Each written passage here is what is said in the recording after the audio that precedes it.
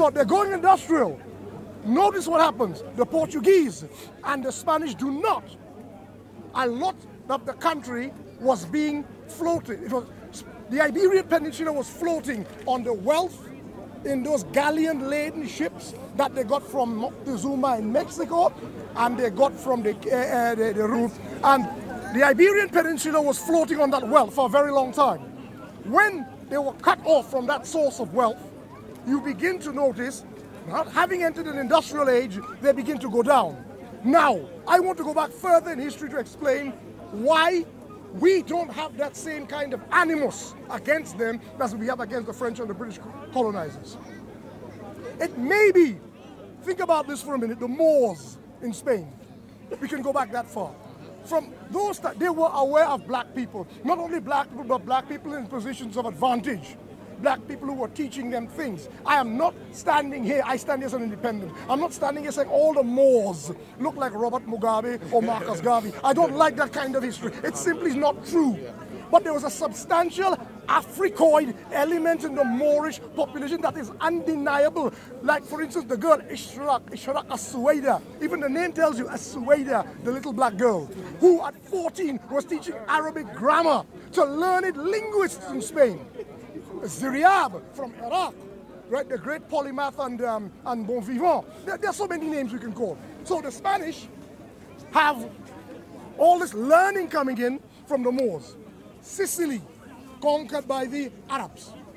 Palermo becomes the capital of a basic civilization. You heard of convivencia in Spain. Well, you have a kind of convivencia unrivaled in Palermo, in Sicily, right there. And I am putting it, I humbly submit that it is that creativity of ideas in Palermo that gives rise, gives efflorescence to what we today call the European Renaissance. So we have all that civilization. So the Spanish and the Southern Italians, they know us. They know who we are. When the Portuguese, the first Cadamosto, in the 14th century, start exploring the west coast of Africa, sailing down, they start enslaving people. They use the Cape Verde Islands off Senegal as a transshipment port, enslaving people. Yet at the same time, very early, a race, a caste of Afro-Portuguese developed, not dissimilar to the Waswahili in Pemba and Zanzibar, Mombasa and Kilwa on the east coast of Africa when the Arabs came trading down the coast. The Arabs came trading for gold, ivory, slaves, tortoiseshell, and ebony. It was part of a whole trade. The Portuguese came down. Yes, they were looking for ivory, they were looking for gold, but their chief intention was to get, actually in the beginning was spices. They were heading for spices. Then they realized, look, to get to that place en route, we need to finance it. And slavery developed there on plantations of Africa first. Even the Spanish had plantations of, is that place called, the capital, Malabo is the capital. The little country, no, Malabo is the capital of a little country, Equatorial Guinea. They developed plantations off there. Now, the Afro-Portuguese people, I want to put something, because I want to talk about history with some nuance. I don't want to talk history in broad brush strokes. That's why I often tell people, consult Professor David Olusuga. That historian, I think he's from Liverpool or somewhere. He is a meticulous historian. He doesn't deal in broad brush strokes. He doesn't go for lazy sound bites. So what am I trying to explore here? Let me get back to the point. I'm trying to explore the relationship between ourselves as black conscious people and Afro-Portuguese black people, Afro-Latino black people, and how we can raise their consciousness and what they can teach us. Because we look at them as people who think, well, I'm Angolan only, or I'm Portuguese, or I'm Brazilian only, or I'm only an Ecuadorian. I'm a subcaste in Ecuador, but I'm still Ecuadorian only. And we have to ask ourselves reasons why. I think from the beginning, there was not that clean cleavage between master and slave as existed with the British and with the French. I'm not saying slavery wasn't brutal in Cuba. Towards the end, it became horrible in Cuba. And in Brazil, it was terrible. Towards the end, it was terrible. It was always terrible. But I'm saying it went untrammeled at that stage. But in the beginning, to me, blacks and Moors and Southern Europeans had enjoyed a relationship of sorts, which meant that even though they were colonizing us, the Portuguese peasant, the Spanish peasant who settled in the New World, found themselves with a culture not dissimilar to what they had known before their reconquista of the Iberian Peninsula. And so in so doing, these people were able to emotionally connect with each other, even though it's a relationship of master and slave. Right. It is the same on the East Coast with the Arab from Oman and Hadramaut and the Swahili people. Very quickly, the Arabs lost their language and started speaking Kiswahili. In fact, if you go to Oman today, the second language is not English, even though there's a strong English military base there. And it's a fact we need to know about Oman. Oman is in hock to the British as a military base, as Saudi Arabia is an American base. Oman is a British military base.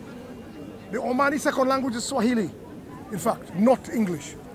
So the power of that emotional relationship has to be factored in when we try to understand why people wonder why we are trying to impose our concept of Pan-Africanism or consciousness on them. So I come back to the Latinos now. We're still talking about the Portuguese and the Latinos. We're discussing a group of people in very large numbers in Brazil, perhaps the single largest demographic of Africans outside of Nigeria. It is arguable. If you add up the blacks of Brazil, not Ecuador, not Colombia, and even in Colombia, it is said 30% of the people are black. And if you go to the northern part, Barranquilla, you see the behaviors exactly like where I come from. You can even call it an extension of the Caribbean. The way you can call the Gullah, the Carolina Islands, the sea islands off the Carolinas in North America, you can call them North Caribbean if you want. The culture is so similar to ours. You can call them North Caribbean. So, okay, if the person doing this allows questions, go on. Yeah, well, go ahead. Go Bismillah. Bismillah. So, is it an illusion or something in our minds that there is a sort of animosity between lighter skin Hispanics towards the darker African skin Hispanics and Portuguese? It's very real. It's very real. The whole, even you saw the problem with the Algerian beauty queen. Yeah. This is very similar in, I go as far as to say Trinidad, where I come from. It's muddled in Trinidad because you have at least 6 different races confusing the issue. But the problem in Latin America, why blacks do not react to it the way we do, is because perhaps there is such a large demographic, say in Colombia, in Peru, in Ecuador, of indigenous people who are arguably more oppressed. I say arguably because this is their country. And they live as almost third-class citizens. And from where a person speaking Quechua is concerned, the local people, or Aymara, or whatever language they're speaking, as far as they're concerned, if you are black but speaking Spanish, and he's a Spanish guy, and he's running the country from Lima, Peru we are talking about, then you're with him. So in a sense, the local people, the indigenous native, in Trinidad we call them Amerindians. It's a misnomer, of course. I can't keep enumerating every single one of them by their ethnic identity. So I can say the first peoples. The first peoples of South America do have a position which makes it difficult for us to express our Pan-Africanism, because the question becomes, well, who's more oppressed? So then when they have to calibrate and understand and process their conscious movement, it might be one of class. Look, we are 2 oppressed classes and we need to rise. But they may not interpret it as we do, because we were kept straight out of the great house. The ones in the great house were pets. We were animals in the field. Straight up. Sell the children. In South America, there's a joke. They say the Portuguese and Brazil are racist only from the waist up. You all understand what I mean? Yeah. And they freely acknowledge the children, the product. Now, for a short time, the French also did in Haiti, until they realized by educating the mulattoes, that's what they call them, the mulattoes. The mulattoes were there at the time of the French Revolution. They learned about liberté, égalité, et fraternité. And they brought that back to Haiti and said, well, if, like with George Washington, who still kept slaves after independence, why can we not also extend this freedom to the black slaves of Haiti? Or at first, perhaps the mulattoes. And so, after the revolution, things changed, and there was a sense of, we have to create a bigger distinction and keep the animals and do not allow the animals to become educated. But what I was looking at here is that emotional relationship between the Portuguese and the Spanish peasants who went to settle in the so-called New World. They lived as the indigenous people did. What they brought, their most enduring legacy is Catholicism and Spanish. That is and if you look at the Catholicism as is dramatized in the New World with the All Souls Festival in Mexico and things like that, you see a lot of the pre-Columbian custom still, yes, a syncretism of all of these cultures there. So to get the Afro-Latino to say, because I've had this problem in New York with people from Panama, and I know his great-grandfather must have come from Jamaica. Why? Because a lot of Caribbeans went to work on the Panama Canal, and a large number of them were from Jamaica. They went to work on the Panama Canal. Others went to, there's a whole community of Jamaicans in Bluefields. I think it's in Nicaragua. Yeah. I think it's Nicaragua. They're there. Some went to Cuba. There you are. They speak Spanish. They speak English together. Now, but for those who speak only Spanish and are thoroughly assimilated, they will say, I am a Panamanian. I am not nada más, nothing more. So I remember growing up how hard it was for us to even get Trinidadians to not call themselves Negroes. Trinidad was said to be a country of Indians and Negroes. Now they say it's a country of Indians and Africans. But it was hard to get our people as far as accepting their Africanity. So for us, when we look at Arabs who have managed to learn the Arabic language, they dress like Arabs, well, I'm here to tell anybody who finds a problem with it, I'm dressed like a white man right now. And I do have an issue with it. If the weather was more favorable, I wouldn't be dressed like people who know me know this. But what I am saying is, people look at externals and simply they look on the surface and wonder why these people do not seem to be more woke. That's the word they use. They wonder why Afro-Latinos and Afro-Arabs do not see themselves more as part of the whole international black family. Well, as I said, as I started this, and I'll end where I started, the black family is a mixed abilities class, and some are at higher levels of consciousness than others. Some are at not even higher, some are at different levels of consciousness. Some are at levels of consciousness applicable to the society in which they live. So we cannot expect all of these people to be on the same page at the same time. Pan-Africanism is an enormous tent, and it's stretching every day. It's including people from Papua New Guinea. It's including people from the Caledonia Islands. It's getting bigger and bigger, and it is hard to accommodate all these different sons and daughters of Africa under one tent. So we have to be very patient and hope that by our grandchildren's time, what we do here, the legacy we leave, this slow teaching, it gotta be, we gotta put, I know there's gotta be the revolution, but I'm too old. I'm for the evolution. I know that this might happen in my grandchildren's time. So I'm here just to say a couple words. I say kilmete and best, as they say in Arabic. I just want to do that and leave that with you all. If anybody has any questions, you are free to ask me. I did not greet you all at the beginning, but I'll greet you all now. Assalamu alaikum wa rahmatullahi ta'ala wa barakatuh. The question I have, I'll jump in quickly, is about in terms of Brazil and Portugal. Isn't it the case that Portugal had a very specific policy when it comes regarding to, they had overslaved so much in Angola, it took so many Africans out of Angola, and they had overpopulated Brazil so much that there was a specific policy to actually try to create a lot more, or to actually, for Portuguese, to send more Portuguese men over there and to create a lot more mixed race peoples throughout Brazil. Was that one of the policies? More Europeans to come to Brazil. Yeah. It is not only Brazil. The most glaring and shameful example of this is Argentina, where if you look, you will have to look with a magnifying glass to find somebody who's ostensibly African. The people who claim to be Afro-Argentine, they say they are, and I do not doubt that there's the blood there. But what I am told is that a lot of the inter-border wars, they used to push the blacks of those countries, Chile and Argentina, in the front lines as cannon fodder, so as to deplete the number of blacks, which they replenished by bringing a lot of people from Italy into, specifically Argentina. Places like Uruguay and Argentina, you hardly find a black person. Even though there's an Afro movement in Uruguay, it's small, and we should reach out to them. The fact is, what's happening there, but we don't impose. We don't impose. What we do not do is this. Come and tell them, Marcus Garvey said. We don't do that. This is a problem I'm having with my people. Which I'm not preempting you. I'm just saying that we have a general problem, which is this.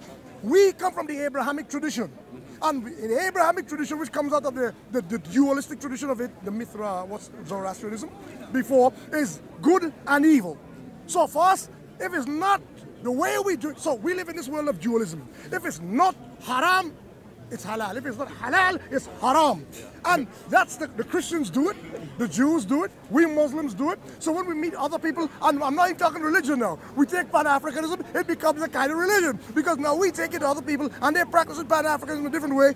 No, you ain't woke yet. You're blurry, man. You're groggy. You're not awoke yet. He's awoke in his own way. So we have to have a care to not impose our brand of Pan-Africanism or solidarity upon other people. But what you're saying is correct. There has been, a lot of the money that came out of the Nazi or the colonization of Europe, it ended up in South America. And a lot of the population, a lot of the population too.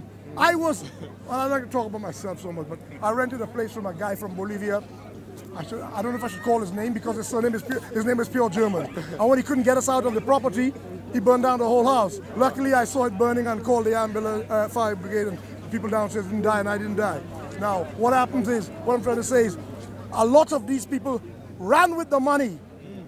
Some went to Costa Rica, some to Brazil, many to Argentina, and Central and South America. So, and they were welcomed with open arms, not only because of the Teutonic technology, not only because of blondness and whiteness. And the ruling classes of these countries in Latin America are white, and they long to augment, to whiten further their caste by marrying these Europeans that they invite.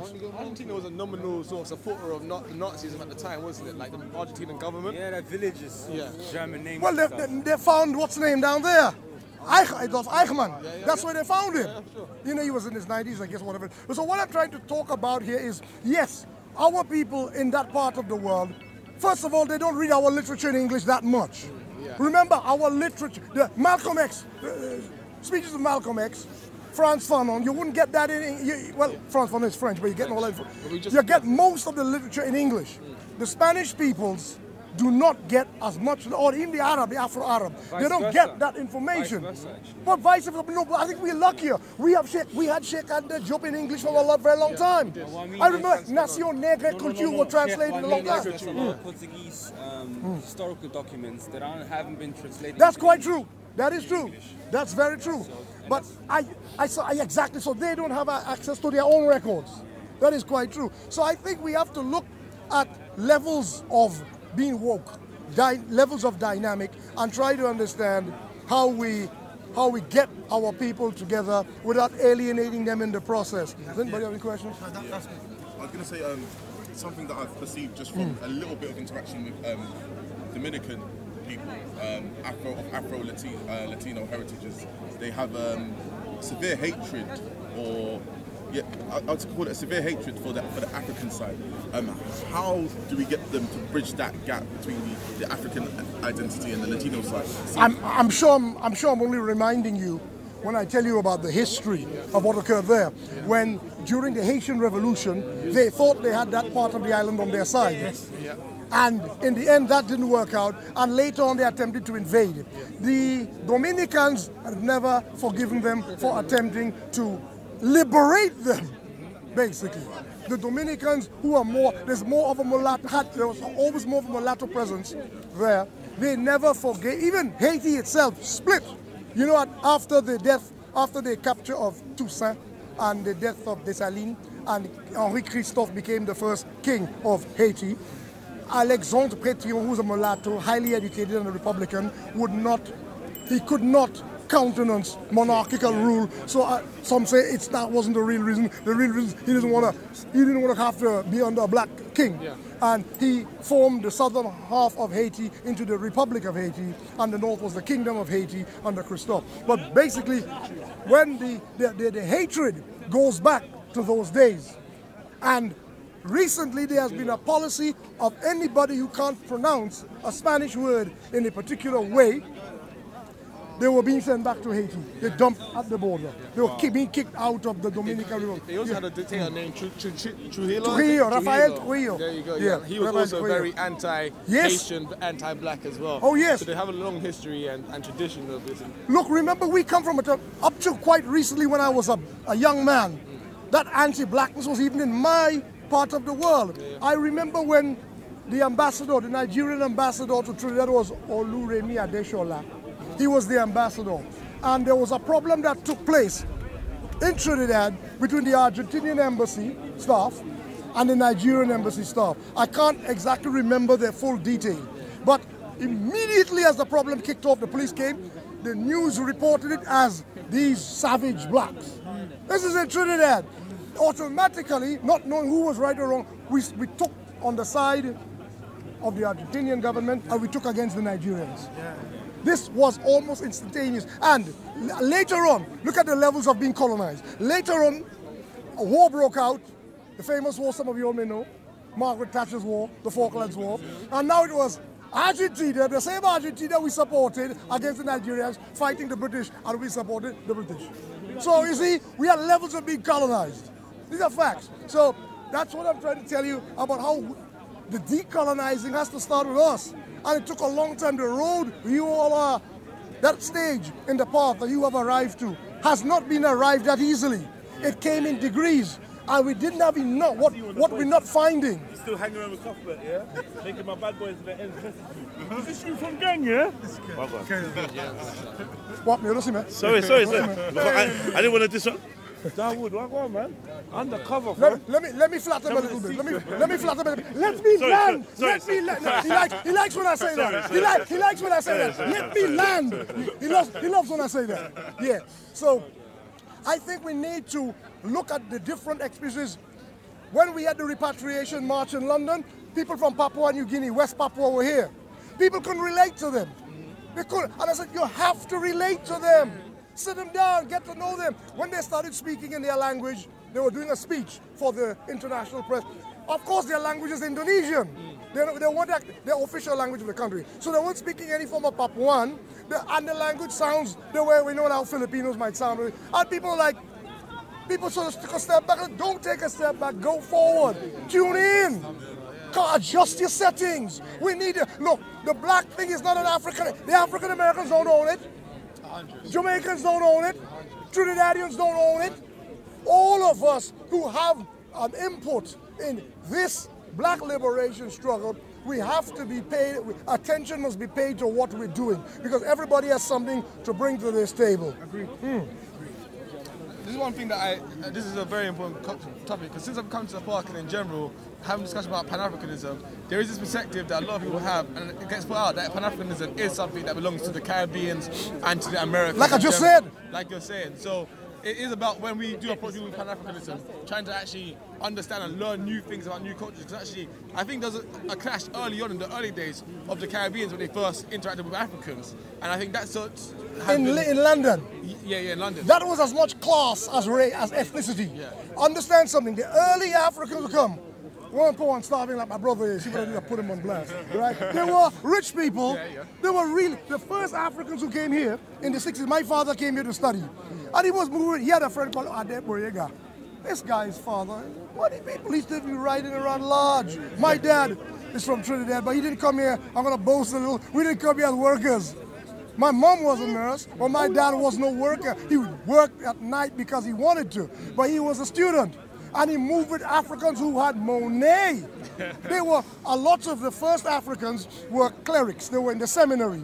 They then sent their children, so they started things like theology and classics. That's why a lot of knowledge, a lot of their historical books reflect that Christian bias, that Muslim, that Abrahamic bias, or the Yoruba were descended from Mecca, or Lamrurus, or that sort of thing. It will reflect that. But their children studied secular studies. They became wealthy, and they came here to study. And you see, yes, exactly. Now, what you see here now, the Africans we have here now are more, trans-Saharan strugglers.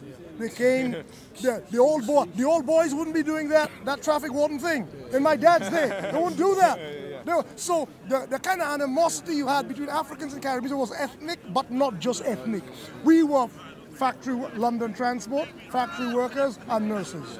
And that is not all, like I said, but that was one of the major problems. I think what is happening now, people are more...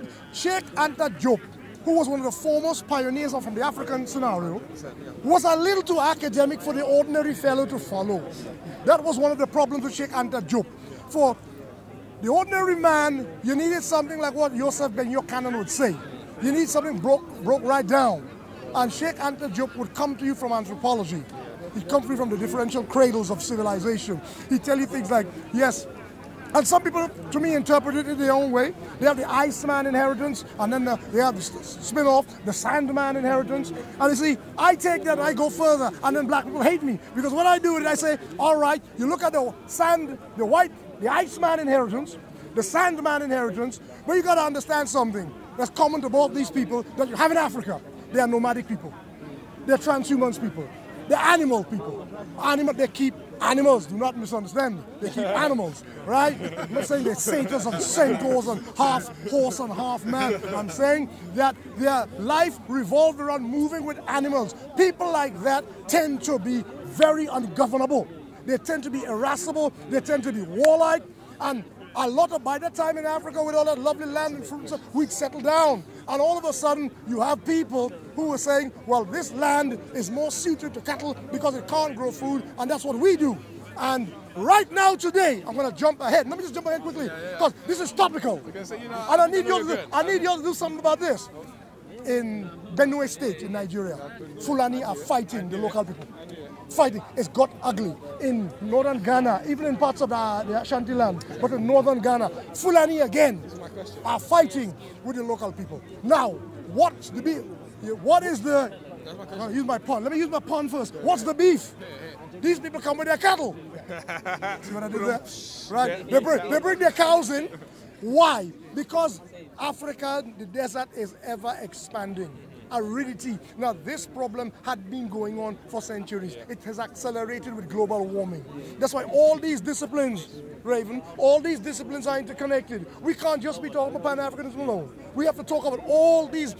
That's why I take you to show you the animals, because I need you to understand what we were close to for centuries until we got detached from them. We got to get back familiar with nature in a way that, not like Tarzan or the Ruwenzori, the rubbish like that. Real. We got to be real. Now, I'm talking about global warming, pushing pastoralists onto settled agricultural land and causing wars. But that had been going on with the Maasai in ancient times. It happened with the Tutsi in ancient times. It happened with the Oromo in ancient times. I think even the Garamante in ancient times. These people pushed when their area began to dry out. That's so biblical as well. Yes, exactly. Cain and Abel is a story of notice what God loves. God loves the guy who brings the dead, slaughtered meat, the fresh meat. God does not love the guy with the fruit, right? What tells you? The person who wrote that is a pastoralist man. He's a man, even if he isn't still moving with his animals, he's a person who used to move with animals and is still yearning for the muru'a, the life of manliness, muru'a. As you know, the Prophet ﷺ, as a child, was taken out to the desert to breathe that clean air and to live with the animals and to develop muru'a, manliness. Being a man. So even though a lot of Arabs have this dichotomy, they laugh at Arabs for being uncivilized, Badu, for being uncivilized, in a sense they have a feeling of paradise lost. That's how we used to be. We were like those people once. And they have this weird dichotomy, they call it a country bumpkin, country boy. At the same time they admire them in ways. Now that dynamic, you see, I'm bringing it back to the point, the Iceman and the Sandman. You also have in Africa the Savannah man. You have that too. And that's a problem we'll have to face as Pan-Africans. If we have to deal with our African problem, we cannot just pretend Africa is Cape Town, Accra, Lagos, Nairobi, Kinshasa, Dodoma. No, you have all these people with cattle out there, with sheep, with goats, with camels, and they're pushing on the city. They're knocking on the doors because the land is becoming dry. Some of them whose animals are all dead end up in Libya, trying to get across the Mediterranean. Now, these people have the same predatory instinct because geography, according to Professor Ali Mazrui, is the mother of history. makes them this way, and we have to deal with that situation. Will we forcibly settle the Fulani and take away their cattle, or put the cattle in, you know, to keep them here, standing like this and being milked like machines? For a Fulani, a cow is a precious, it's more precious than a Ferrari to you. You people gotta understand, what these farmers are doing, a Fulani cow strays onto their land, they kill the animal. They don't understand what that war starts. They don't understand what they're doing. Now I gotta make this point, that we have to find ways within the continent itself. So we talk about Pan-Africanism, I'm talking about intra-Pan-Africanism, because there's a war going on. It's not just the hippo trench between Christianity in the south of the Sahara and Islam on the Sahara, on the Sahel. It's not just that, but it's that too. Because what's happening is, as herdsmen, Bedu, cattle owners, sheep farmers, camel rearers become impoverished, they turn to radicalism. Yeah. Because some money gonna flow that way from you know where, and they're gonna think, we ain't got any animals no more. Let's go sack Timbuktu. Yeah. Right? And the other side, we got people, dumb people from Alabama, supported by a lot of money from Texas, the richest American state, not California, it's Texas, and they're going to Africa. Oh, Jesus! They're going there and doing that, and they got them hyped. They got them hyped one way. The Muslims, the Qataris and the Khalijis got the Bedouin hyped the other way. And we're clashing. You got the hippo trench developing in Africa. Right there. There's that. And that's a hard thing to deal with. Because that has if you follow the money to Texas or to Saudi Arabia, you're going to money, the bottomless pits of money that are funding this foolishness on our continent. But you also have where we need to understand how we live with our Bedu, our pastoralists, our people who keep cattle. You cannot just force these people to settle down. They don't. Okay, sometimes works like in Tanzania with Julius Nyerere, but not everybody is a Julius Nyerere. Not everybody has that charisma. Just like not Nicolas Maduro did not have the charisma of Hugo Chavez. Yes. Right? Sometimes a leader needs to inspirit you. And you will endure your poverty, you will endure your privation, because he made you a promise that things will come good. Hugo Chavez had that quality. Nicolas Maduro does not have that quality. So he's buckled. He has tried. So I'm gonna just end the brother's question by saying, yes, we can read all the books we want about the Iceman, we can read all the books about the Sandman, but we gotta look in the continent about these two opposing ideologies. The people who need land on which to graze their animals, which is rapidly diminishing, and the settled people in the towns who are completely divorced from what it means to be an African. 100%. Pan-Africanism at the moment, as it stands, is it a pipe dream in Africa, or is it Pan-Africanism, the Pan-African idea? Is it a realistic one that can? I don't know. It's an evolution, not a revolution, in my opinion. I'll tell you why. We have been discussing this since I was a child. We go forward, you know the old adage, one step forward, two steps backward. But that happens in every revolution. What we need to do, I think, first of all, I don't adopt the Chinese model or the Russian model. Stalin killed about 50 million people to establish the USSR. Mao killed about the same amount of people. Now, if you want to be a sacrifice, that said, look where China is today. But then I can also balance it by saying, look where Russia is today. So swings and roundabouts. My view is this: the Indians do not see themselves always as just Indians in the subcontinent. The Gujaratis, the ones with all the corner shops that they lease out to the Sri Lankans, they're the money class. They're really full of themselves. They say Gandhi came from there. We're all vegetarians. We're so superior. They have that self-belief. The other people in Mangalore, that's the center of computer studies and maths. They believe they're the most brilliant people around, and they're exporting that. Their companies, Infosys, all over the world. They got their companies. That's India. So you have the people from Kolkata on the other side of the Bengal people. They had their great writer like Rabindranath Tagore and these people. They believe in themselves too. What they're doing is each link in the chain I have enumerated is strong. Each link in that chain. Now they have an overarching language, Hindi. So even though they speak Bengali, where Rabindranath Tagore came from, they speak Bengali. Down in Tamil Nadu, they speak Tamil. In Kerala, they speak Malayalam. In Gujarat or Gujarati, the Punjabis speak, well, exactly. right, and so forth. Yet, they got their Bollywood, their media thing. As trashy as you might think it is a source of overarching. So their tent, the Indian tent, has an overarching inclusivity. We don't have that yet. But they got there. Why can't we? I understand the history is different. I understand most of the languages come out of Sanskrit. So they mostly come out of one language, except for the South Asian ones, South Indian ones. Yeah? But at the same time, I think Tanzanians have to make Tanzania strong. Ugandans have to make Uganda strong. Rwanda has to make, but not at the expense of each other. Rwanda is becoming strong at the expense of Eastern Congo. Yeah. They're becoming strong at the expense of Eastern Congo, shamelessly so. And because they have suffered so much in the genocide, the West is prepared to turn a blind eye to it. Because they have a lot riding on the success of Rwanda. The West has a lot invested in the success of Rwanda. I've been to the meetings in London where I thought they would be taking collections.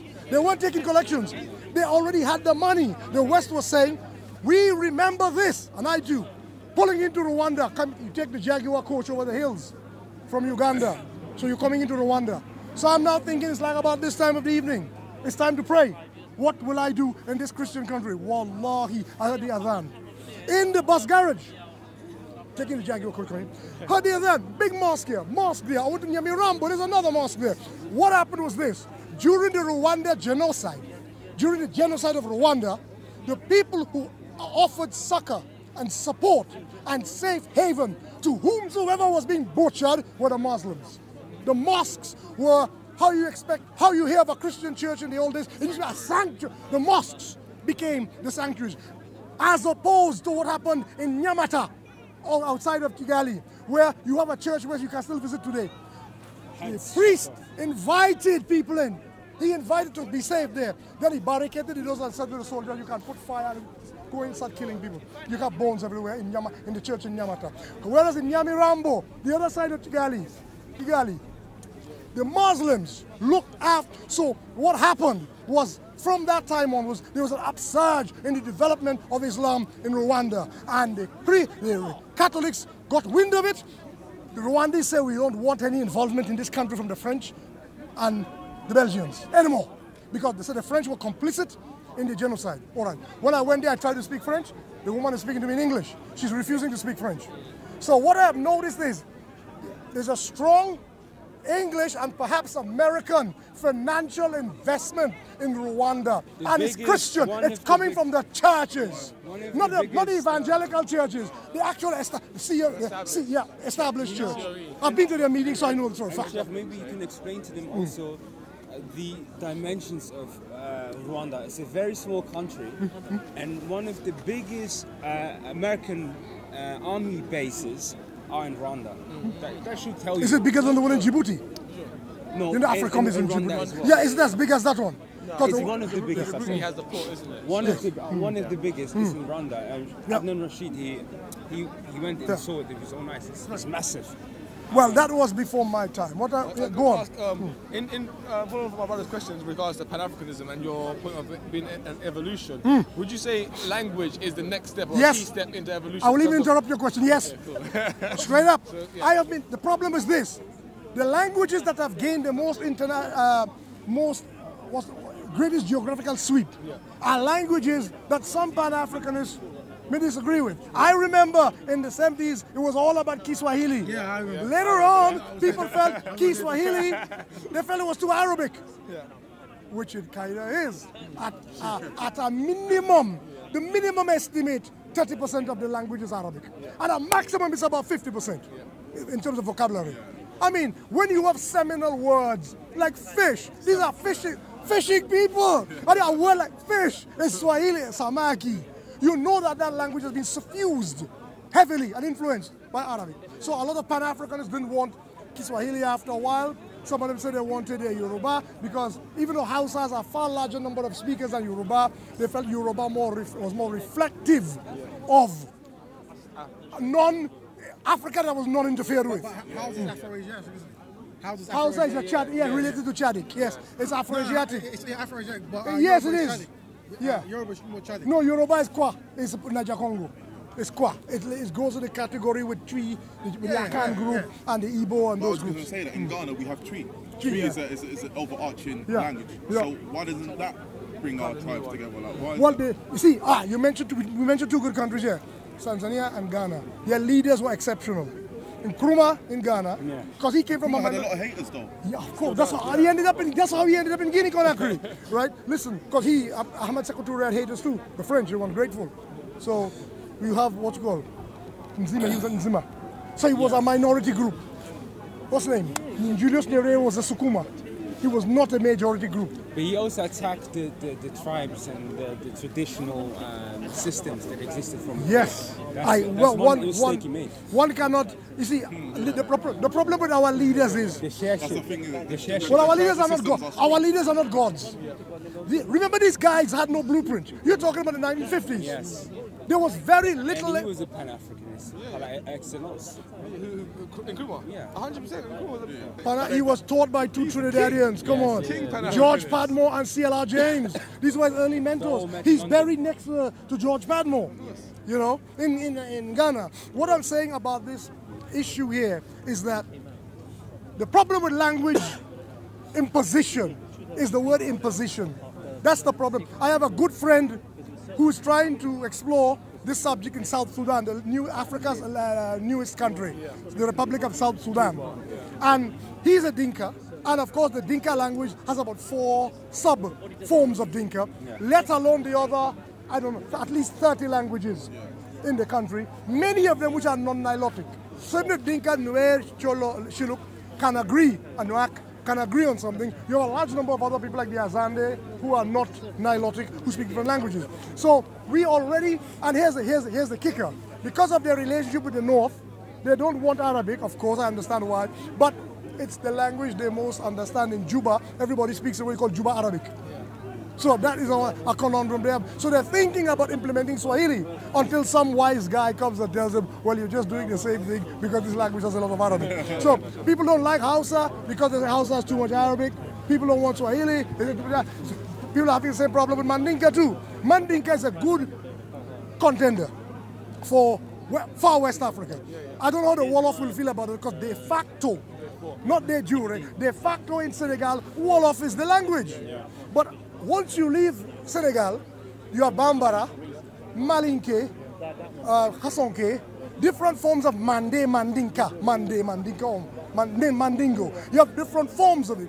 And if you can standardize them, like how they did with Swahili with Kiunguja in Zanzibar, because the Swahili you learn in school in Uganda, in Maniema in the Congo, it would be Kiunguja from the standardized version that originated in Unguja is Zanzibar. So I think this is one of the problems. Language is to me fundamental to this African unity that we want. And a lot of us here who can't speak a word of anything else, y'all better start learning languages, because we're drifting off into the Atlantic, as y'all can see. With Brexit, we're drifting off, and they're gonna remember that we were the people to hate. Remember, we got away for a time. We used to hate Arabs. We were hating Arabs after Twin Towers. Now we're hating Polish people, Eastern Europeans. When we drift off into the Atlantic, they'll remember that we're supposed to be hated. So we better get out. This unity thing better get together, because humans always like to find someone to kick down upon, and they're gonna remember it's us. We were their friends for a while. Remember when 9/11 took place? All of a sudden, black people were their friends. We were safer than the Arab, right? Then came Eastern Europeans cluttering up the place. Now it's us. You're gonna see when they chase all these people home, they're gonna be back to us. Hold on. Yeah? I just wanted to ask you a question. Because you're going to are you going to No, about the language. About Language, language. yeah. Because if how could languages unite all of us if we have different languages within Africa itself? Well, it's what I was saying about India. In each province in India has a separate. India has at least 20 major languages. It has at least 800 different dialects. But somehow they manage, like the Chinese use Mandarin, they manage to use Hindi as an overarching national language. And Africa has a much more difficult geographical sweep. What we need to do is try to agree on about 6 or 7 major languages for regions, and later on, in my great-grandchildren's time, they merge into something, and we eventually get people, when in the United Nations, we sit down and we open our address, we speak, Amharic is lucky it has a form of writing, Amharic Ethiopia. But you can develop writing. And there's no need to reinvent the wheel. The Somalis found Arabic writing a bit unwieldy for the language, so they switched to the Roman script, and they still have their language. The Roman script. So when the Englishman tells you, sometimes people get on Muslims. They like to get on Muslims. They don't leave Muslims alone. They be like, oh, look at you talking about Ahmed Baba and Mahmoud Kati writing in Arabic. I said, but what you're reading is Roman script. This is not English script. It's not an African script. The thing you're reading is Roman, and the Romans got it from the Greeks, who got it from the Phoenicians. So if you go back in time, if you're moonwalking enough, you'll realize you're talking foolishness. So is it right in saying that you say Yoruba is a Niger-Congo language? Niger, from the Kwa group. Yeah, Kwa subgroup of Niger-Congo, Yoruba. Like Igbo. Question to you. We done? And something that Sheikh raised as well about the particularities that Africans have. You don't find that with Europeans. The lingua franca in Europe, the language of scholarship, has changed. It was Arabic at one point in Europe, right? And they don't pick and choose. They just go with how much they can benefit from. And I feel like we Africans. But fewer people were literate in those days. Fewer humans were literate in those days. No, I'm not disagreeing, but But the point is, we usually hear language as a vehicle for power and change and policies and nation. And that's exactly what they did, whether it was 10% of the medieval times reading or not. The lingua franca has changed a few times, and it had an imprint on those societies. So I feel like maybe Africans should step away from it and not be as particular about it. That's going to be a difficult part. Because it has to. Because what Arabic achieved in terms of evolution, what Arabic has done in Europe. We were talking about, in particular, individuals like Michael Scott and all these people who brought the knowledge from Andalus to Italy, Palermo, and all these places. They didn't, they weren't fussy about it. They would bring in people to teach those languages. Let's get this knowledge, And then English became, which also. The thing with that, though, is it not that these languages were attached to like imperial powers? That's it. So how? You mean like Hausa with the Sokoto Caliphate? Yeah. So we like in the. What about Yoruba, the Empire of Oyo?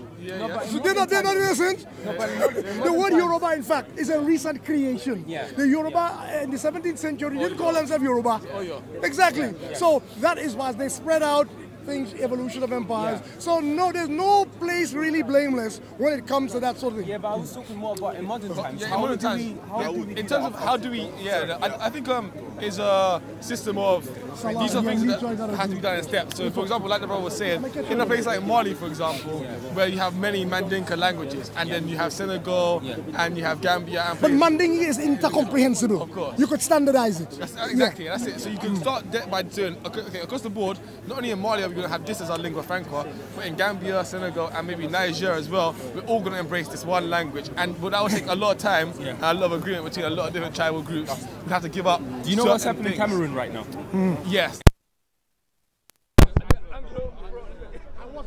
I was wondering whether the Hebrews were behind this, because the Igbo want to be free. I don't get nervous. You don't talk about Hebrews. You don't know what Hebrews. I want to speak about Hebrews. Don't cut me off now, right? I suspected that the renascent concept of independent Biafra, the idea of Biafra reborn, is in the mind of certain Igbos. And in order to give that some sort of substance, they have decided that they are Jews, that they are Hebrews. I thought they, on the border with Anglophone Cameroon, were messing with the people's head, saying, look, we, the Africans, will get our unity at long last. That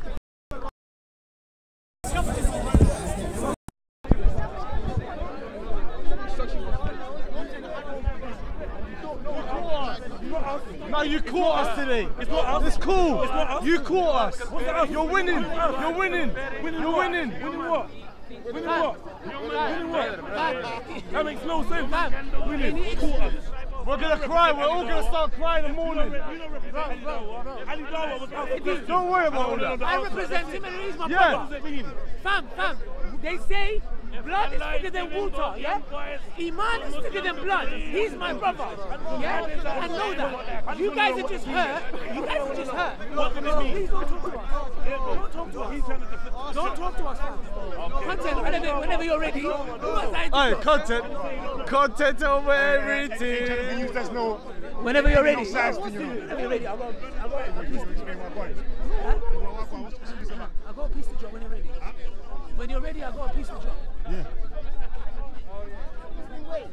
Why are they trying to be upset, fam? No, I'm trying to talk about knowledge and wisdom.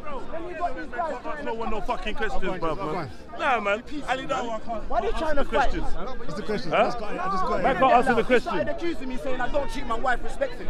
And I wanted to phone my wife to prove to them I treat my wife with respect. She comes out with her clothes, dressed up nice and honourably. She's not no Miss Twerker. My woman ain't no Twerker. But now you want to calm down. But before you was a bad man and you didn't want to try fight. Nah, cuz, no, be a bad man like you was before. Get out of here, man. Now you get out of here. About, you don't want to get exposed, but you come to Speaker's Corner to speak. So let's speak, cuz. Let's speak, Why are you starting that? He's not doing that. I'm trying to speak. Come on, bro. He's not touching no one. You don't want to fight. You don't want to fight. I'm not Israel. Yeah, but I'm not Israel. You see the minute you start making contact with people, they start feeling like, bro, you're doing it now as well. You're talking. Stop him from talking. You can't talk. Speaker's Corner, don't touch me. I'm on your side, man. I'm not. See how they run away. I know. But a lot of people do that. Put the energy where it's deserved, innit? I know. A lot If of we people don't do and that. they hit each other, they say, No why one's don't gonna you stop it, right? Did he look like he was gonna hit someone? Not him. So then why did you stop him? Why did you put your hand on him? If you thought he was a threat of hitting someone, you should have went and restrained him. Don't allow it, man. That don't make no sense. What you're saying makes no sense. You were standing there. The man said, Shalom Akbar. You're gonna restrain me. No. Exactly. So then what are you talking about? You know, Don't make sense. we jump in the middle to restrain everybody. There's people. So you restrain the man that you just admitted trying to to cause being restrained. Do you think I want him to There's people trying to cause beef between us and the Kenyans and the Black Israelites here. There's no beef gonna happen here. People want us to fight each other. We're not fighting nobody. If anybody wants to cause division, we're gonna fight. No one's fighting, yeah? Okay. So we're not here to fight. Simple as that. If anyone's trying to cause aggression, talk about man's wife. He's on me as well. I think a couple guys are trying to mark me off like a hitman, bro. Yeah. You're blessed. Don't turn the place into a. Hey, we're here to talk. We're here to debate and have a discussion. That's what it is, brother. No one should talk about your wife. That's disrespectful. If they did, that's wrong. Not in the name of Muhammad, bro. You can't be talking about man's wife. That's bearing false witness, man. So let's not fall for this, yeah? And I was gonna phone my wife for him, you know. No, you need to phone no one. I swear, bro. You don't got to Trust me, man. You don't have to prove nothing. All I want to know is what that Arabic verse was saying. That's all I want to know. What it meant. Hey, Please talk to him. He don't want to talk to me, but if you could ask him to explain what it meant. He don't want to chat to me. I'll step to the side. I can't Look. Someone having another phase.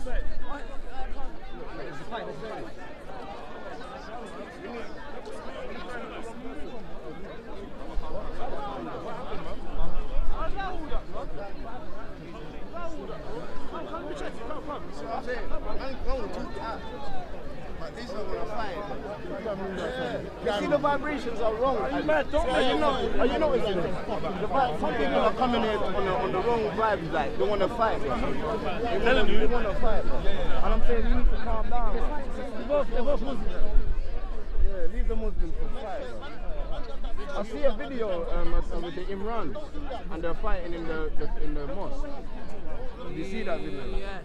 What's that about? In Wembley. Yeah, what's that? Yeah, Why are they fighting? They sacked the imam and the people. They wanted him back. That's it. What does it mean that they won't bleed in Jannah? What does that mean? After they serve you wine. After they serve you wine, what does it mean that they won't bleed in Jannah? I just want to know. But the brother brought it up, and all now you start talking about the church. All 10 hours later, you make sense. Look how aggressive. Content. I'm going to pray and then have a piece. Alright, cool, man. Where's respect? But we're gonna remember that verse though, 51 and 9, isn't it? I'm just looking for me. Yeah. Where's respect? Where's the friendly one? Respect's getting hate because he advocates justice. He's getting hate. Why is he getting hate for? He gave me a platform to talk And answer, I'm not funny, I'm there to make jokes. I'm telling me straight up. Why is respect getting heat?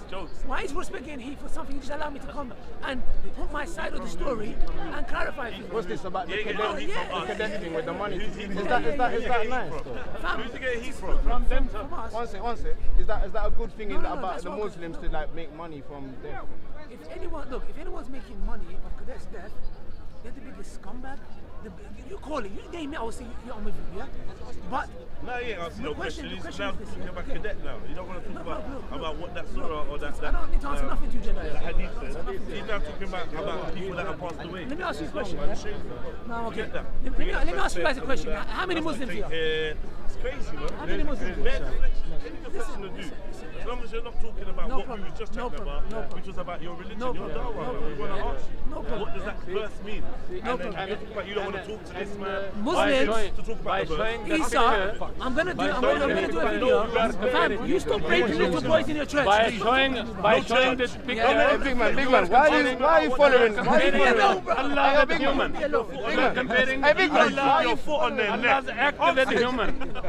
That's the shameful thing. Everyone That's the shameful thing. Listen. What does that verse That's mean? the shameful thing. Yeah. You are comparing Allah's act do a video. with the human. Yeah, exactly. Yeah. Ask him what that verse means. Yeah. What is talking? We want to know the answer for that. We want to know the answer for that. He saw Captain Conan in Brixton Mosque. Give us the answer. And he asked him. Come on, man. He said, look, Ali done a video asking to do Sadaqah Jariyah. Yeah? So Captain Conan said, what's wrong with that? I'm building a water well too. Yeah? So another question I need to ask is this. Yeah? A black sister, Muslim sister, did exactly what I did. No one gave her hate. She went and found out about what was going on though. I was in a group. I was in the live group. I spoke to her. She said that man, now talking about that, man. Now talking about that. People ain't even here to defend themselves, man. Yeah, people ain't even here to defend themselves. About the boys. Yeah, we want to know that the boys, yeah? That There's a verse about boys. They serve you wine in Jeddah and they won't bleed. The Christian Jedi asks, what does it mean? Yeah? And my man all now is talking about code and respect. I don't want to talk to you Jedi. We don't need, he's trying to do conflict resolution. Yeah, they won't bleed. I don't know. That's what we're asking. Who's doing all this? Look. Show what. When the boys will be used, you know it very well. From where they will be bleed. No. Charities that he was doing, you understand? Focus, bro. The water well that's been built. Ask him about that first. Look. COE's begging you to ask her for the verse. Look, the camera's on it. COE wants to know, nah, joking. No, we want to know. We want to know. You got to pray, right? Listen. After I pray, I'm going to get Black Isa, Brother Black Isa. Yeah, get him. He's the one who heard with his own ears. He spoke to Captain Conan. Oh, you want to talk about We're going to hear it. We're going to hear it from his own ears. All right. Okay. But we want to know about the verse as well. Yeah, the like verse. Try and talk to him about the verse. Yeah. Go. If you want to know about the verse, go to the Christian guy that made it up. No. Because it don't exist in the Quran. No, it's not in the Quran. No, it's not in the Quran. He made it up. You guys believe in it. Quran and Hadith. You jump on the wave. 72 versions are in the Quran. At least it's not 72 boys that you made as a priest. Are in the Quran. Yeah. Hadith is talking about. Hadith is talking about. Anyway, I need to go. He quoted it. It's not a bad thing, bro. I know you can't mix. Hey, Alidao, you can't put badness here that the popes are doing here. The wicked people. We know the Vatican and they're wicked. It doesn't exist.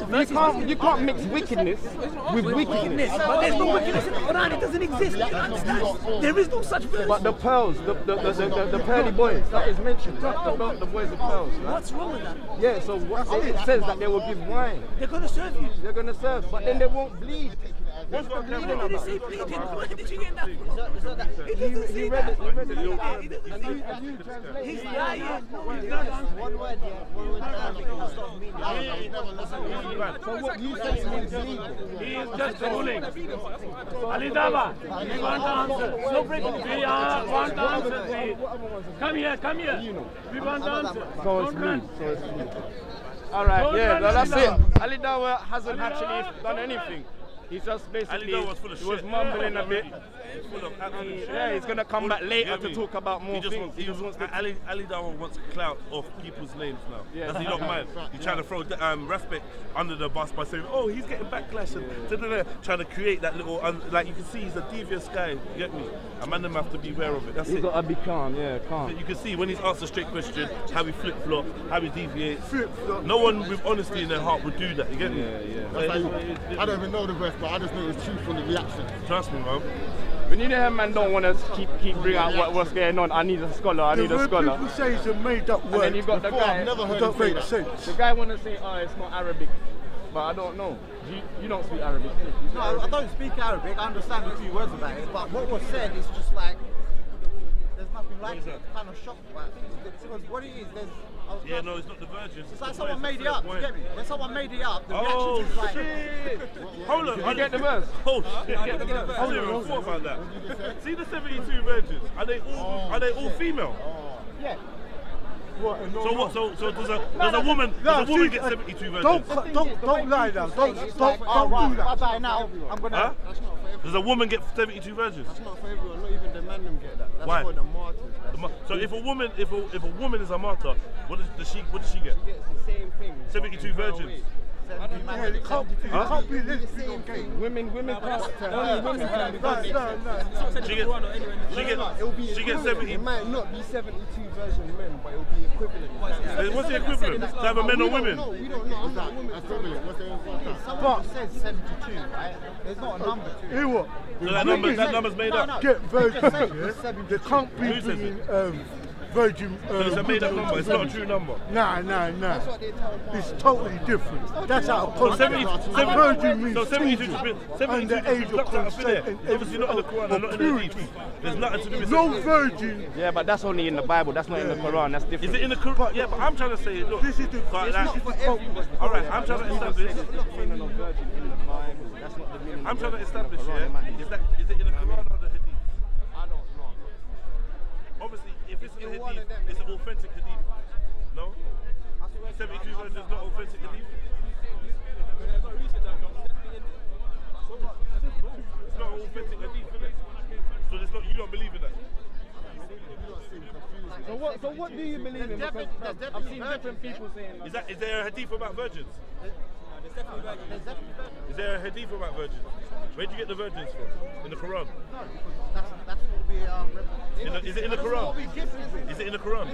Is it in the Hadith? Yeah, it is in the Quran. It's in the Quran. That martyrs will get virgins.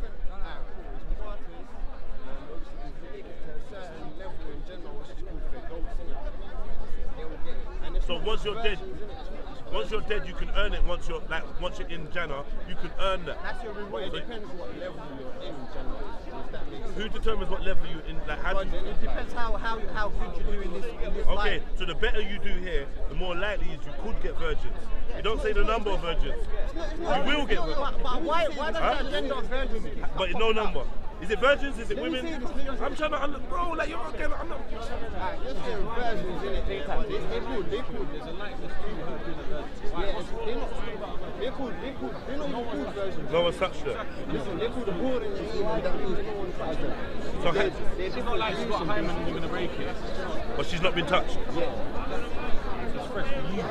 Because she never came from here. She wasn't alive before. She just created in Jannah. Sorry, my brother. Yeah, she's not from Earth. She's not from Earth, so she's not even human. Oh, she's a different creation. Okay. And they're all so females can get the male version of that or not? They'll get the equivalent. He said they'll get the equivalent. Gabriel told Muhammad this. Wherever the women want in Jannah, they'll get. So if the women want the equivalent of what the men want, which is virgins or men. Alright, would this make sense? If you was in Jannah, would you become a virgin? Because How can you become a virgin? so why would you be? Hold on. So why would you go to Jannah and receive virgins? Don't your lifestyle? It's not just about virgins. It's about don't even everything know else. what. You might not desire virgins. I might desire something else. People call it a version. I'm saying it's a whole different creation. About Mars bars. Oh, let's stop. I'm saying, if you receive virgin, This is what I desire. This is what I really want. You know what I mean? I said, so you will go back to John after you've done and received virgin. So what about you? Don't you, are you a virgin? You touch, you already touch it, you already marked it. You're not there, because you're not in Jannah on this earth, I've been touched. You're not in Jannah physically, are you? Are you as a physical thing? So, but, okay, cool. It don't make sense, you know, bro. Did you wonder why people say You rather our reward be fornicators and adulteresses instead of virgins? listen, it don't make sense. Listen, see what you're telling me? But if the woman is going to get multiple men, it's fairy tale. I don't know about I'm not listening. But basically, why not? So women can be martyrs, yeah? Of course a woman could be a martyr. So if the woman is a martyr, of course she can get the same rewards. They just said they can get the same rewards. So if I get women, she can get men. My sister can get men. Yeah, but what is she getting? She would get virgin men. Maybe a woman wouldn't want. Women don't desire men like men desire women. That's right, that is right. I don't know. I feel hella desired, so I don't know. That was right. I'm pretty sure the women. I've never met a woman that never desired a man, unless she was a lesbian. Why would a woman not desire men? They're gonna get one. Huh? You said maybe one.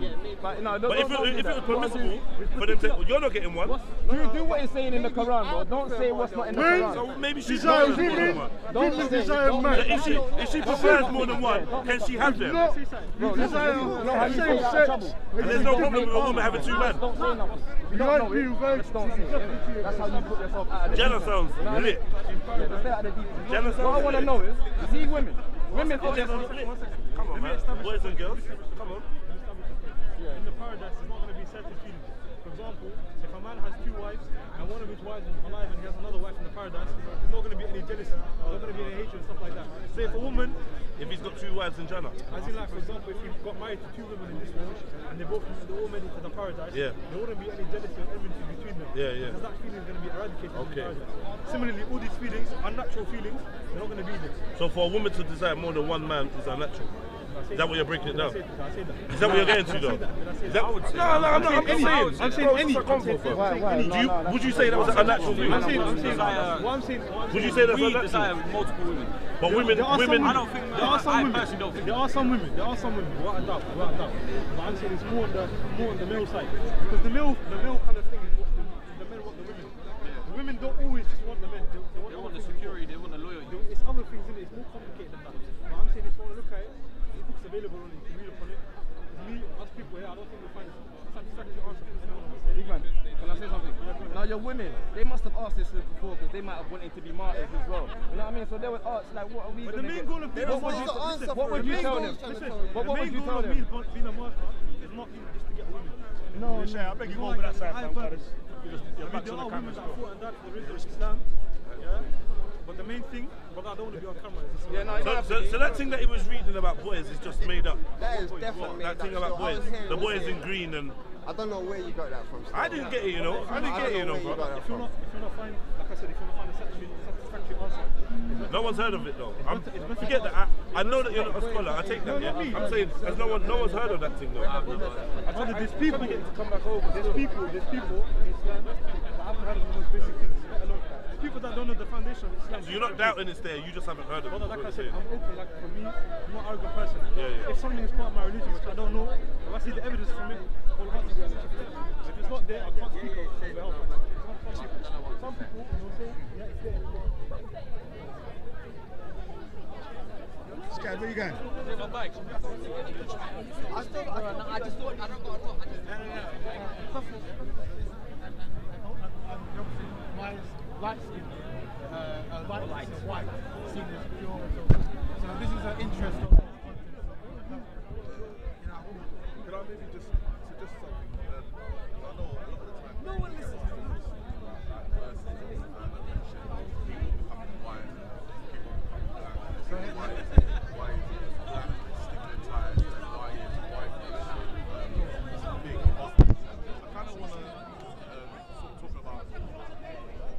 Our skin colours, we're classed as I might class as someone dark, so on, black. But is that not maybe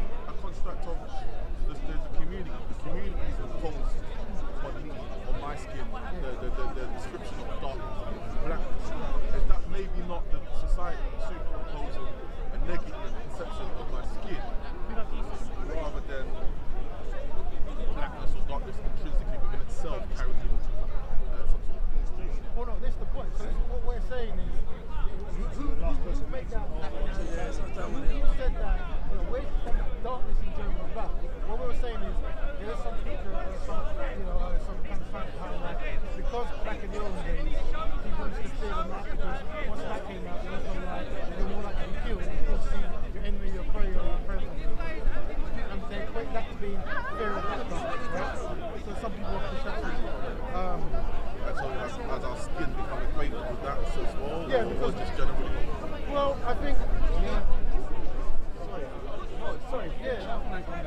So this thing, I'm rather like, if that fear is true, does that mean that when people look at dark places, so for example, when you watch a film, not all the time, but generally, historically, the bad guys will wear black, and the good guys will wear white, right? Apart from Star Wars, where the bad guys will wear something in the middle.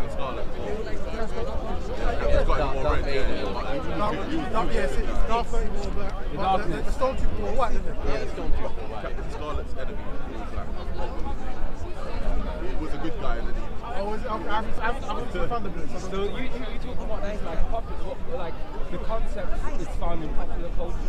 It's found in scripture. I think it's found everywhere. Okay. Well, not everywhere. They might not be. They might have different information. I think first of all, this topic, it's very. I think it's a very misunderstood topic, right? Because the concept of whiteness.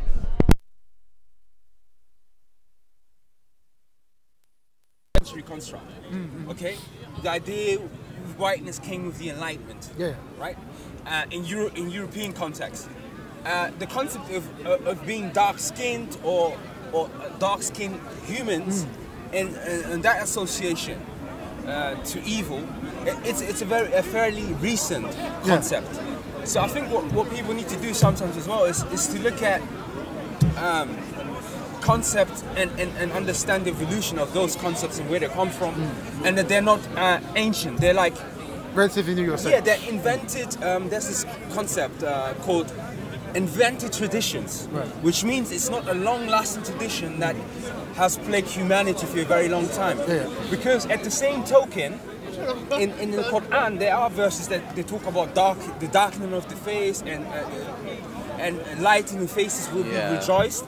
But in the Arabic language, darkness is associated with strength.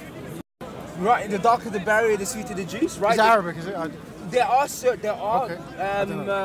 called? I don't know. I never back a very serious Arabic. I don't think that's an Arabic expression. But there are expressions of that side of thing. And expressions like that. Yeah, within Arabic, even so over time.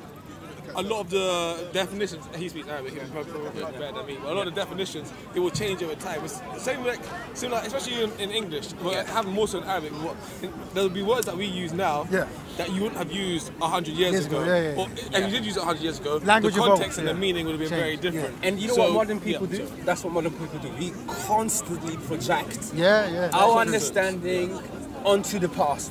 And that's very unhealthy. That is very true. That is language evolves, isn't it? You're what we're saying. Do you think that like a good thing to kind of like try and check would be whether in sort of old African traditions, kind of before any kind of much sort of contact with the West, or like maybe sort of Central African kind of communities, whether their understanding about magic used sort of similar language about like black magic being sort of nefarious and maybe white magic being beneficial. I guess that could, if they kind of independently I don't think they would use black magic though. I think that was we do black magic. That was something imposed onto them.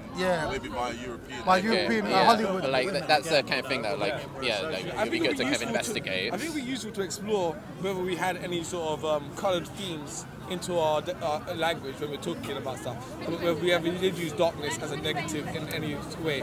But I think more the crux of the question is more of in the modern era, what's the effects that it's actually having on us? So even though the historical context notwithstanding is all true, the current fact is we do see black more as negative than we do as white things. And I think the current effect that it does have as a society or as an individual. Yeah, in what regard? As a society, not as an individual. I think most individuals, depending on who you are, you'll have different sort of things. Because in fashion, I'm in fashion. In fashion, black it's the best Slimming, colour. 100. It's the best colour. What's most popular selling, I mean, right? what do you think the effect it has on the average young black boy or young black girl growing up? The current sort of, whether maybe it's different for different people, but the current sort of overall understanding of the ideas of blackness and whiteness. What do you think that effect has? You see, sorry, go ahead. I was just gonna say, as a young kid, I was kind of unaware of such nuances. Like, I wasn't someone who used to read. I don't know. For example, people have something against the word like blackmail or like a little white lie, as in, like a white lie something. But I never that never ever sort of like mapped in my head where it's like this and that. And also as well, when it comes back to the verse, like I was trying to say, the verse where it speaks about and bearing in mind I embraced Islam when I was 15, so I was still quite young. The verse says, "Yawma tabyaddu wujuh wa yawma taswaddu wujuh." The day when some of their faces, it's been read as some of the faces will be whitened, the faces will be blackened. That's not my reading of the verse.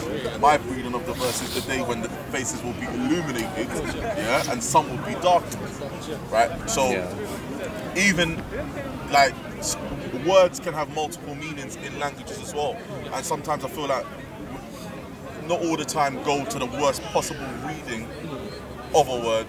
That if that's not the only way you can go with it. Because when you say that, lightened and darkened, it makes me think of someone who's elated, maybe, or someone who's depressed. You could be right. So that could be figurative. That's quite a good reading of it. Which one's depressed? Which version is depressed? That's what you say. Okay. But for me, I went through dark days. Depression is an important process as inspiration is. And if you don't get depression, like in the wintertime, then you're not going to be able to feel the exhilaration of springtime on the summer. I hear that. But then there's still the same association, though, I guess. I was going to say, just maybe to support that interpretation, there's another verse elsewhere, which is another reason which kind of makes me know it's not talking necessarily about blackness. There's another verse elsewhere in the Quran that mentions that when the Arabs, when they're given tidings of having a girl at birth, like at the time of the Prophet, the word says, "Dhalla wajhuhum muswadda." Their faces would, if you literally reading it, muswad is from the word aswad, it blackens. Now we're talking about Arabs and supposedly white or different terms of Arabs, but we know that they weren't all one shade. So when it's talking about their faces darkening or their faces blackening, we know it's not a literal interpretation. Right. You know what I'm saying? And also, I would like to see. You see what another thing, like, especially when we look at like religious scripture. Okay. What we shouldn't do with religious scripture sometimes is when, like, the verses, for example, darkening face, lightening face, these are very spiritual stage. It's the spiritual state of a human being, right? But what we tend to do is we take it with our rational mind, with a rationalized, like as in racial mind, and then read the verse in that way. But really, it's a spiritual verse. It's about to prepare you of the hereafter. This has nothing to do about skin. Anyone is dying. Just say you don't read any religious book at all. You don't read Quran. You don't read no Quran, you don't read no Bible, and you're just reading, just say for example, a Marlowe book or a Shakespeare book. And Shakespeare keeps saying all this stuff about black people, and you're a 15-year-old kid in a school class. Not necessarily about stuff about black people, but everything to do with darkness is negative, and everything to do with whiteness is positive. What would that effect then be on you? No, I think someone's going to have to point out to you. I don't think that. You might be very well. Like, you might be very cognizant of the terminology. Or maybe at school, or possibly at school, you might be the guy who every time you talk, the teacher always shouting at you, but he's not shouting at the white kid who always talks as well. So you're already aware that you're being treated differently. And then when you go to your books now and you're reading your books, not only are you getting treated like that differently. I don't